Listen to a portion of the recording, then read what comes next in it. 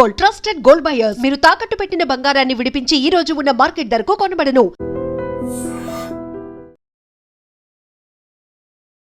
నమస్తే, welcome to I dream. నేను వలి.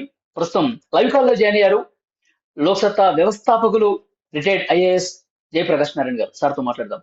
నమస్తే సార్. నమస్తే వలి.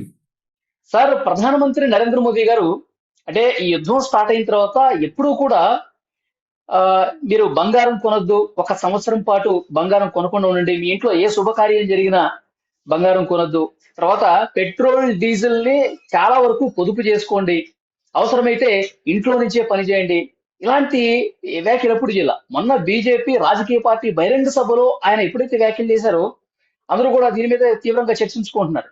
అసలు ఎందుకని అలాంటి కామెంట్స్ చేయాల్సి వచ్చింది? ఏం జరుగుతుంది సార్? వల్లి, ప్రధానమంత్రి గారి అప్పీల్ని నేను 100% బలపరుస్తున్నాను.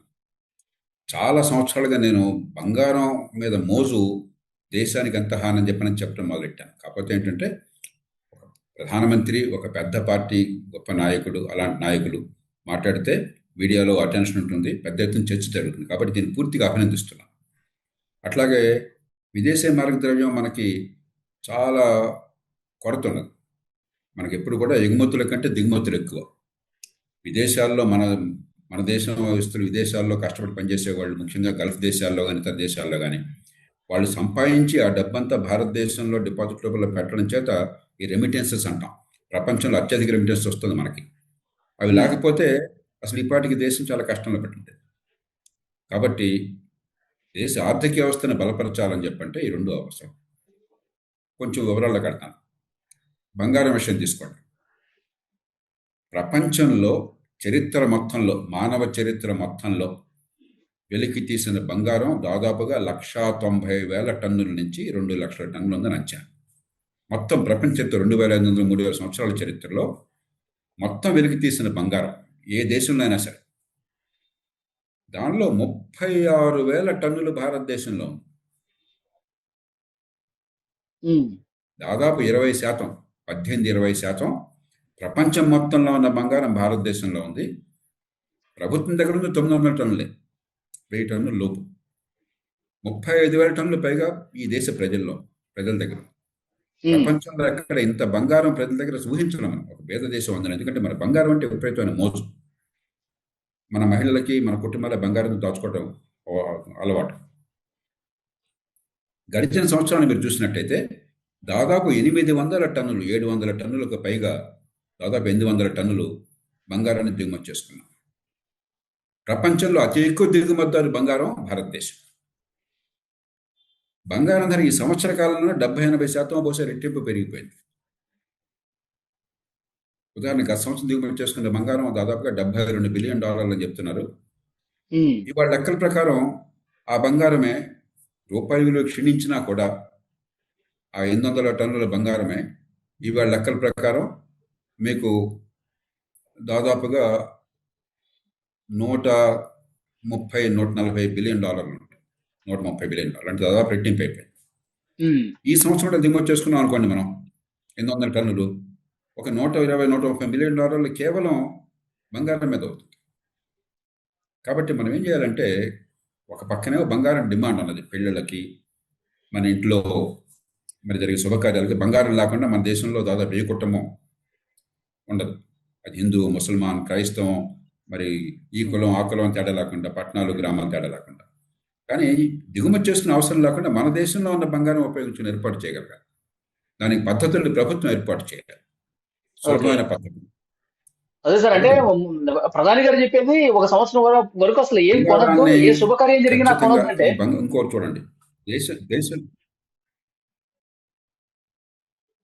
అందుకనే ఇప్పుడు శుభకార్యాలకు బంగారం వద్దని అంటల్లా. కానీ మన దేశంలో ఉన్న బంగారాన్ని కనుక మనం, నా దగ్గర బంగారం కడ్డీలు ఉన్నాయి, నా దగ్గర లేవు, నేను చెప్తున్నా అంటే ఉదాహరణగా చెప్తున్నాను. ఆ కడ్డీలని మన బ్యాంకులో పెట్టాము, మనం డబ్బు డిపాజిట్ చేసినప్పుడు డబ్బులు ఉన్నాయి, డబ్బులు చేస్తున్నాం, మనం బ్యాంకులో డిపాజిట్ చేస్తున్నాం. అవసరమే మళ్ళీ తీసుకుంటాం బ్యాంక్ నుంచి, ఎప్పుడైనా తీసుకోవచ్చు. కానీ రోజు తీసుకోం. ఆ డబ్బు ఎక్కడికి వెళ్తుంది? అవసరం నాళ్ళకి వెళ్తుంది. అవసరం వాళ్ళు వాడుకుంటున్నారు కాబట్టి వాళ్ళు ఇల్లు కట్టుకోవచ్చు, లేకపోతే వాళ్ళు పరిశ్రమలు పెట్టుకోవచ్చు, వ్యాపారం పెట్టుకోవచ్చు, ఆర్థిక వ్యవస్థలు పెంచవచ్చు, ఆదాయాలు పెంచుకోవచ్చు. కాబట్టి డబ్బు సర్క్యులేట్ అవుతుంది. బంగారం కూడా సర్క్యులేట్ అయింది అనుకోండి, డబ్బు సర్క్యులేట్ అయినట్టుగా బంగారం సర్క్యులేట్ ఏర్పాట్లు చేసామనుకోండి, ఉమ్, దిగుమతి అవసరం లేకుండా మన అవసరాలు తీరుస్తుంది. తర్వాత ఈ బంగారం ఇంట్లో ఉంటే మీకు గుడ్లు పెడుతుంది, మీకేం ధనం ఆదాయం రావట్లేదు, ఊళ్ళో పెట్టి కూర్చున్నాం అంతే. ధర పెరిగితే అదృష్టం అంతే. కానీ దీని నుంచి కొద్దిపాటి ఇన్కమ్ వచ్చింది అనుకోండి, ఇవాళ ఖాళీగా పడింది, మనకు లాభం అవుతుంది. రెండోది, దేశం దృష్ట్యా చూడండి, 36,000 టన్నుల బంగారం అంటే ఇవాళ రేటు ప్రకారం $5,500 బిలియన్, $5,500 బిలియన్. ఉమ్, అంత డబ్బు నిరుపయోగంగా, నిరుత్పాదకంగా అలా పడింది. అంటే మనం ఒక నిధిని పాత్రలో దాచిపెట్టాం, డబ్బుల్ని పాత్రలు దాచిపెట్టాం అనుకోండి, ఆ డబ్బు ఉపయోగం ఏముంది? ఈ బంగారాన్ని ఎంతో కొంత వెలికి తీసామనుకోండి, ఆ బంగారం డబ్బు అవుతుంది. ఆ డబ్బు దేశంలో మౌలిక సదుపాయాల కల్పనకి, పెట్టుబడులకి, కొత్త పారిశ్రామికీకరణకి, ఉపాధి కల్పనకి, అభివృద్ధికి పనికొస్తుంది. కాబట్టి ఈ రెండు ప్రయోజనాలు, విదేశీ మార్గద్రవ్యం ఆదా చేయొచ్చు, అదే సమయంలో మన అవసరాలు తీర్చవచ్చు. రెండోది, ఈ డబ్బుని ఊరికే మనకి డెట్ క్యాపిటల్ అంటాం, ఒక పాత్రలో పాతి పెట్టినట్టుగా ఉపయోగం లేకుండా ఉంది, అలా పడి ఉంది అంతే. దాన్నే కనుక బయటికి తీసుకొచ్చినట్టయితే, సరైన పద్ధతుల్లో కొంచెం ఇన్నోవేటివ్ పద్ధతులు తీసుకొచ్చినట్టయితే, ఈ దేశ అవసరాలు, ఈ దేశ ప్రజల అవసరాలు, మౌలిక అవసరాలు, మౌలిక సదుపాయాలు, ఆర్థిక అభివృద్ధి, దానికోసం పెట్టుబడులు, మన దేశం నుంచి బంగారం అంటే డాలర్లు ఉన్నట్టు లెక్క. బంగారం ఎప్పుడు కూడా విదేశీ మార్గద్రవ్యం డాలర్లతోనే లెక్కేస్తారు. మీకు ఒక దేశం దగ్గర, ఒక దేశంలో ఇంత డాలర్లు ఉన్నాయి అని చెప్పంటే, విదేశీ మార్గద్రవ్యం డాలర్ లోపల ఉండక్కర్లేదు, బంగారం అంటే డాలర్ల కంటే ఎక్కువది. కాబట్టి దాని ఉపయోగంలో తీసుకొస్తాం. ఇప్పుడు ఉపయోగం లేకుండా పెట్టించాం, వెనపెట్లో పెట్టించాం అన్నమాట. కాబట్టి ఖచ్చితంగా ఇది అవసరము. అనవసరమైన బంగారాన్ని కొనటము ఆపాలి. ప్రభుత్వం కూడా దానికి పథకాలని, ఇప్పుడు ఇలాంటి కొన్ని ఓకే. పథకాలు సార్, పెట్టారు. ఇప్పుడు ప్రజలు స్వచ్ఛందంగా ప్రధాని గారు పిలిపిచ్చారనే ఉద్దేశంతో ప్రజలు స్వచ్ఛందంగా ఎంతవరకు దీన్ని కట్టడి చేసే పరిస్థితి ఉంది సార్? బంగారం కొనకుండా ఆపగలగటం కావచ్చు, లేకపోతే రోడ్ల మీదకి వచ్చి అనవసరమైన ప్రయాణాలు చేసే ఉద్దేశంతో కావచ్చు, ఎంతవరకు దాన్ని నిలువరించే పరిస్థితి ఉంటుందంటారు? జెన్యూన్ గా ఆపగలమా అంటారా? ఇప్పుడు అందరూ ఒక్క రోజున పద్ధతులు మార్చుకోరు, కానీ కాలక్రమేణా ఇప్పుడు మనం చర్చించినట్టుగా, మీరు ఇప్పుడు ఈ చర్చ పెట్టారు, మంచి చర్చ, నిజాయితీగా దీని గురించి మాట్లాడుకుని. ఇప్పుడు బంగారం ఉదాహరణకి, ఇప్పుడు మన ప్రేక్షకుల్లో చాలా మందికి ఇంత బంగారం మన దేశంలో ఉందని తెలియదు, ప్రపంచం మొత్తంలో బంగారం మన దేశంలో ఎక్కువ ఉందని తెలియదు, మన అవసరాలు తీర్చడానికి మన బంగారం సరిపోతుందని తెలియదు. ఇది ప్రజల్లోకి వచ్చింది అనుకోండి. ఇప్పుడు మీకు ఈ గ్యాస్ సిలిండర్లు ఏం చేశారు, స్వచ్ఛందంగా మీరు కాస్త వదులుకోండి అయ్యా, మీరు కూడా సబ్సిడీలు పెడితే ఖజానా డబ్బు ఖాళీ అవుతుందని చెప్పి చాలా మంది వదిలేసుకున్నారు కదా. అవును. కాబట్టి ఇది బలవంతమేం లేదు, ఎవరెవరిని బలవంతం చేయలేరు.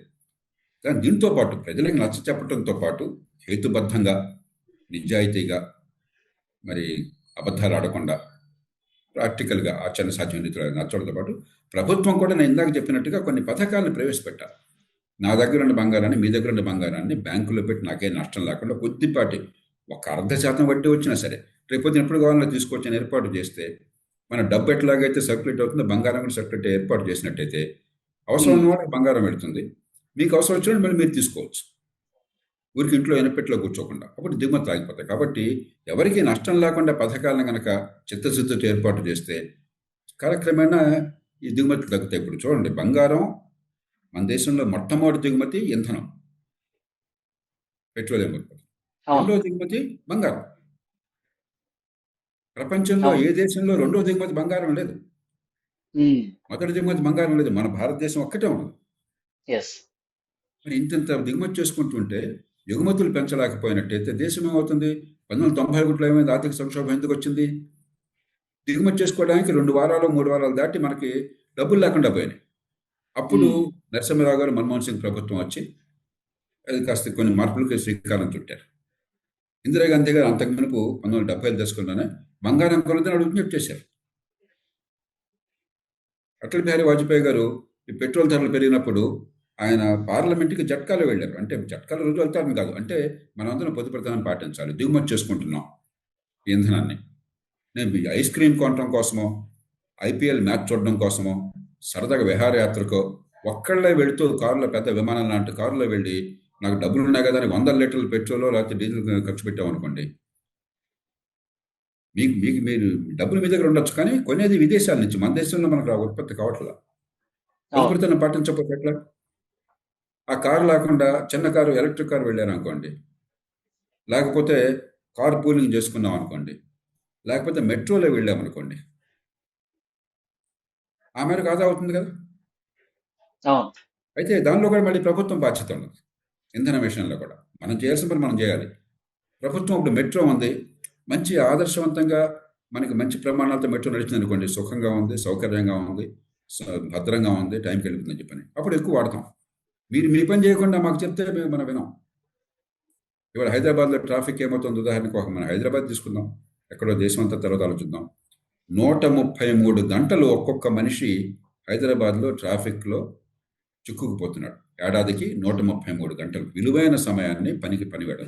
మీకు నాకు ప్రతి ఒక్కళ్ళకి, మీకు మీ జీవితంలో మీరు చూడండి, మీరు కారులో వెళ్ళినా, లేకపోతే స్కూటర్ మీద వెళ్ళినా, లేకపోతే మరొక వెళ్ళినా కూడా ఎంత ట్రాఫిక్లో ఎన్నిసార్లు ఎదుర్కొంటున్నాం మనం. అవును సార్, కరెక్ట్. దాని బదులు పబ్లిక్ ట్రాన్స్పోర్ట్ని బాగు చేయాలి ప్రభుత్వం, దాన్ని ఆకర్షణీయంగా చేయాలి, భద్రంగా చేయాలి. మనకు మెట్రో ఉంది హైదరాబాద్, 22,000 కోట్ల రూపాయలు ఖర్చు పెట్టారు మెట్రో నిర్మాణం కోసం అని చెప్పని. ఒక 300-400 కోట్లు ఖర్చు పెడితే అదనంగా మెట్రో తగినన్ని ట్రైన్స్ వస్తే ఫ్రీక్వెన్సీ పెంచవచ్చు. చాలా కాలం పాటు 300 కోట్లు పెట్టడానికి ఓపిక లేక ప్రభుత్వానికి అనవసరం దుబారా ఖర్చు చాలా చేస్తున్నాం. మెట్రో ఫ్రీక్వెన్సీ పెంచాల, క్రిక్కిరిసి వెళ్ళే పరిస్థితి ఉన్నది. అలాగే ఆర్టీసీ బస్సులు డిమాండ్ ఉన్నా కూడా ఆర్టీసీ బస్సులు ఫ్రీక్వెన్సీ పెంచట్లా. మంచి ఎలక్ట్రిక్ బస్సులు తీసుకురావచ్చు, ఏసీ బస్సులు తీసుకురావచ్చు, కంఫర్టబుల్ ఉండేట్టుగా. ఆ ప్రయత్నం చేయట్లేదు, ఎందుకంటే డబ్బులు లేవంటున్నారు, వేరే వాటి తగిలేస్తున్నారు డబ్బులంతా కూడా. కాబట్టి ప్రభుత్వం చేయాల్సిన పని కూడా ఉంది. అదే సమయంలో మనం కూడా కాస్త ఆలోచించాలి. నేను హైదరాబాద్ కానీ ఇంకొకళ్ళు సార్, కొంతమంది విమర్శలు కూడా చేస్తా ఉన్నారు ప్రధాని మోదీ గారు చేసినటువంటి కామెంట్స్ మీద. అంటే మీరు తీసుకోవాల్సినటువంటి చర్యలు పూర్తి స్థాయిలో సంతృప్తికరంగా తీసుకోకుండా ప్రజల్ని నోరు కట్టేసుకోండి, కడుపు కట్టేసుకోండి అంటే ఎక్కడ వింటారు? మీరు ఏది చేయాలో అది చేయండి అంటున్నారు సార్. ఇది కరెక్టే అంటారా? ఇప్పుడు ప్రభుత్వాలు వాళ్ళ పని చేయాలి. ఇందాక చెప్పాను, బంగారం విషయంలో ఏ పని చేయాలో చెప్పాను, ఇంధన విషయంలో ఏం పని చేయాలో, పబ్లిక్ ట్రాన్స్పోర్ట్ విషయంలో ఏ పని చేయాలో చెప్పాను. కానీ అమ్మ అంటే బూత్ మాట అంటే ఎట్లా? దీనిలో నోరు కట్టుకోవటం, కడుపు కొట్టుకోవటం ఎక్కడుంది? అరే, పొదుపుదనాన్ని పాటిద్దామయ్యా, ఇంధనం దిగుమతి చేసుకుంటున్నాం. ఇంధనం ఏమైంది? మనకి 20% ఇంధనం ప్రపంచానికి తగ్గిపోయింది ఒకసారి. దాదాపు 15-20 మిలియన్ బ్యారెల్స్ ప్రతిరోజు వచ్చేది మనకు ఆ గల్ఫ్ ఆఫ్ హార్ముజ్ నుంచి, అరేబియన్ గల్ఫ్ లేకపోతే పర్షియన్ గల్ఫ్ నుంచి వచ్చేది ఆగిపోయింది ఈ యుద్ధం వల్ల. దానివల్ల ఏమైంది? ఇప్పుడు ఇంధనం అనేది ఇది మామూలు వస్తువు కాదు. కూరగాయలు, ఒక కూరగాయ ధర పెరిగితే ఇంకో కూరగాయ కొనుక్కుంటాం. ఇంధనం అట్లా కాదు. ఇంధనం లేకపోతే మనం బతకలేం. కాబట్టి ధర చాలా రెట్లు పెరుగుతుంది. అందుకే 20%, 15% కొరత ఉన్నా కూడా ఇంధనం ధర $60 ఉన్నదల్లా ఇప్పుడు $130-140 వెళ్ళిపోతుంది స్పాట్ మార్కెట్లో. అవును సార్. దానివల్ల రవాణా రంగం మీద కూడా విపరీతమైన భారం పడి ఇక అన్ని వస్తువులు కొనసాగిస్తే 200 వెళ్ళొచ్చు రేపు పొద్దున. విదేశీ మారదనం మనకేమవుతుంది? మనం దేశంలో 5.5 మిలియన్ బ్యారెల్స్ రోజుకి మనం దిగుమతి చేసుకుంటున్నాం. 5.5 మిలియన్ బ్యారెల్స్, 5 లేక 5.5, $120-130 కొనుక్కున్నట్టయితే అంతే లెక్కేసినా కూడా 5 మిలియన్ బ్యారెల్కి రోజుకి $600 మిలియన్ మనం దిగుమతి చేసుకోవాల్సి వస్తుంది. $600 మిలియన్ 340 రోజులకి $200 బిలియన్ పైగా ఒక్క ఇంధనం మీద ఖర్చు అవుతుంది. $200 బిలియన్ పైగా. బంగారం మీద $130 బిలియన్ ఖర్చు పెట్టి, ఇంధనం మీద $200 బిలియన్ పైగా ఖర్చు పెట్టి, మన దేశంలో లేనిది వాళ్ళకి డబ్బులు ఇచ్చి, మన దేశంలో అప్పటికి కొరత తీరదు. ఎందుకంటే కొరత ఉంది. మీరు ఏ రేటుకి వచ్చినా కూడా, మనకి తక్కువ కొన్నా కూడా ప్రపంచ మార్కెట్ రేటు పెరిగిపోయింది. ఈ డబ్బు మన దేశంలో వెళ్ళట్లా, మన ప్రజలకు వెళ్ళట్లా, మన కంపెనీలకు వెళ్ళట్లా. ఇది ఏ రకంగా మంచిది? ఇది ఆపండయ్యా అని చెప్పంటే అది ఏ రకంగా తప్పు అవుతుంది? అమ్మ అంటే బూజు మాట అంటే ఎట్లాగా? ఇది ఒక చాలా ప్రపంచం అంతా కూడా గడ్డు పరిస్థితిలో ఉన్నది. ఏదో సినిమాలో చెప్తారే క్లిష్ట పరిస్థితిలో ఉందని. నిజంగా క్లిష్ట పరిస్థితిలో ప్రపంచం అంతా ఉన్నది, మనం ఒక్కడమే కాదు, ప్రపంచం అంతా జాగ్రత్త తీసుకుంటాం.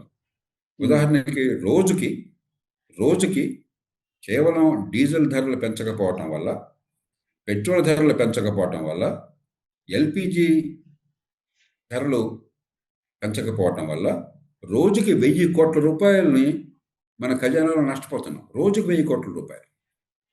డబ్బు ప్రధానమంత్రి జేబులోంచి రావటంలా, రాహుల్ గాంధీ గారి జేబులోంచి రావటంలా, రేవంత్ రెడ్డి గారి జేబులోంచి రావట్లా, మన పన్నుల డబ్బే. దీనికి ఖర్చు ఇప్పుడు పెడితే నెక్స్ట్ వీక్ 1 వీక్ లో ధరలు పెరుగుతాయండి సార్. ధరలు పెరుగుతాయి, నేషనల్ హైవేస్ రావు, ఉమ్, లేకపోతే మీకు ఇన్ఫ్రాస్ట్రక్చర్ మౌలిక సదుపాయాలు రావు, పెట్టుబడులు రావు, ఆర్థిక ప్రగతి ఉండదు, ఉపాధి ఉండదు. కాబట్టి ధరలు ఖచ్చితంగా పెంచి తీరాలి. కనీసం 10-12 రూపాయలు 15 రూపాయలు పెంచకపోతే 16 రూపాయల దాకా నాకు గుర్తున్నంత వరకు పెట్రోల్ మీద, 18 రూపాయల దాకా డీజిల్ మీద, ఉమ్, మనం ఒక్కొక్క లీటర్ మీద నష్టపోతుంది. మరి నా ఈ ఐస్ క్రీమ్ కొట్టడం కోసం చెప్పి నాకు కారు కావాలన్నా, విమానం లాంటి కారు కావాలన్నా, అది అంత జీవిత అవసరమా? అది కొంచెం పొదుపు చేయండి అని చెప్పంటే అది పాపమా? హైదరాబాద్ నగరాన్ని తీసుకోండి, 81 లక్షల వాహనాలు ఉన్నాయి ఇక్కడ. ఉమ్, రోజుకు 2000 వాహనాలు యాడ్ చేస్తున్నాం. గత 10 ఏళ్లలోనే రెట్టింపైన వాహనాల సంఖ్య, రెట్టింపు దాటినాయి. గత 10 ఏళ్లలోనే 100% దాటినాయి. రోజుకు 2,00,000 పైగా అదనంగా వాహనాలు వస్తున్నాయి. ప్రపంచంలో మన దేశంలోనే మీరు బెంగళూరుతో మన బొంబాయితో లేదా ఢిల్లీతో పోల్చినట్టయితే మన వాహనాల సంఖ్య జనాభా రీత్యా చూస్తే చాలా ఎక్కువ. లండన్ కంటే ఎక్కువ, న్యూయార్క్ కంటే ఎక్కువ, షాంఘై కంటే ఎక్కువ, సింగపూర్ కంటే ఎక్కువ. ఎందుకని? పబ్లిక్ ట్రాన్స్పోర్ట్ని బాగు చేయలేకపోయేసరికి, మంచి ప్రమాణాల పబ్లిక్ ట్రాన్స్పోర్ట్ సుఖవంతమైనది, సౌకర్యమైనది, భద్రమైనది లేకపోయేసరికి అందరూ పాపం నిరుపేద వర్గాలు కూడా మనకి స్కూటరు లేకపోతే కారు వాడాల్సి వస్తుంది. మధ్యతరగతి వర్గాల కారు, నిరుపేద వర్గాల స్కూటర్లు. బలవంతంగా ఎవరు ఆపం, కానీ అందుకని ప్రభుత్వం చేయాల్సిన ప్రభుత్వం చేయాలి. పబ్లిక్ ట్రాన్స్పోర్ట్ని మెరుగు చేయాలి. నిన్న మోదీ గారు చెప్పారు సార్, స్కూళ్ళు కాలేజీలు కూడా ఇక ఆన్లైన్ క్లాసులు పెట్టుకోండి, దాదాపు ఒక 6 నెలల పాటు ఆన్లైన్ వర్చువల్ గా మీట్ అయితే బాగుంటుంది అని కూడా అన్నారు. ఎంత వీలుంటే అంత. ఇప్పుడు నేను ఈ గొడవంతా లేకమనిపే ఎప్పుడు ఎలక్ట్రిక్ కారే వాడతాను. హైదరాబాద్ నగరంలో 195 పాటు నేను ఎలక్ట్రిక్ కార్, చిన్న ఎలక్ట్రిక్ కార్ నెక్సాన్ వాడతాను. దూర ప్రయాణాలకి మరి మన దేశంలో ఇంకా ఛార్జింగ్ అది రాలేదు కాబట్టి మరి తప్పనిసరిగా పెట్రోల్, డీజిల్ కార్ వాడాల్సి వస్తుంది. కానీ రేపొద్దున ఎలక్ట్రిక్ వెహికల్స్ వాడే విధంగా ప్రభుత్వాలు కూడా కొంత సౌలభ్యం కల్పించాలనుకుంటా సార్. కరెక్ట్. ఇప్పుడు ఎలక్ట్రిక్ కార్ సబ్సిడీ ఇచ్చారు కొంతకాలం. ఈ మధ్యన ఛార్జింగ్ కోసం అని చెప్పని ఎక్కడ అన్ని చోట్ల ఛార్జింగ్ ఉండేట్టుగా ఇంటర్ఫేస్ బాగు చేయడం కోసం ఏర్పాట్లు చేస్తున్నారు. ప్రభుత్వం చేయాలి, మన పని మనం చేయాలి. అంతేగాని పొదుపరితనాన్ని పాటించండి, మన వనరుల్ని కాపాడండి, మన బిడ్డల భవిష్యత్తుని కాపాడండి, అప్పుల పాలు చేయబోకండి, ఆర్థిక ప్రగతి దోహదం చేయండి అని చెప్పంటే దాన్ని కూడా పాపంగా చిత్రిస్తే అది చాలా ప్రమాదకరమైన ఆలోచన. రాజకీయాలు కొన్ని విషయాలు పక్కన, ఎలక్షన్లో మీరు ఎవరు కావాలంటే వాళ్ళు చెప్పుకోండి, మీ భాష మీరు చెప్పుకోండి, ప్రజల్లో పెంచండి. కానీ ఇది చాలా హేతుబద్ధమైనది, ఇది అవసరమైనది మన ప్రయోజనాల కోసం. ఒక కుటుంబంలో ఎట్లాగైతే మన పిల్లల భవిష్యత్తు కోసం పొదుపుతనాన్ని పాటిస్తామో, ఒక దేశంలో కూడా పొదుపుతనాన్ని మన పిల్లల భవిష్యత్తు కోసం పాటించాలి. రైట్ సార్, చాలా మంచి ఇన్ఫర్మేషన్ ఇచ్చారు. Thank you very much JP గారు.